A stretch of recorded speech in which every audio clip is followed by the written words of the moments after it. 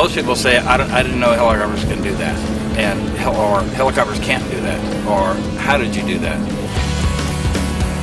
No one's ever done this. I'm the first licensed, FAA licensed aerobatic helicopter pilot. The FAA asked me, said, Chuck, why do you want to do this? And I said, because I can do it. And I want to do something no one else has ever done.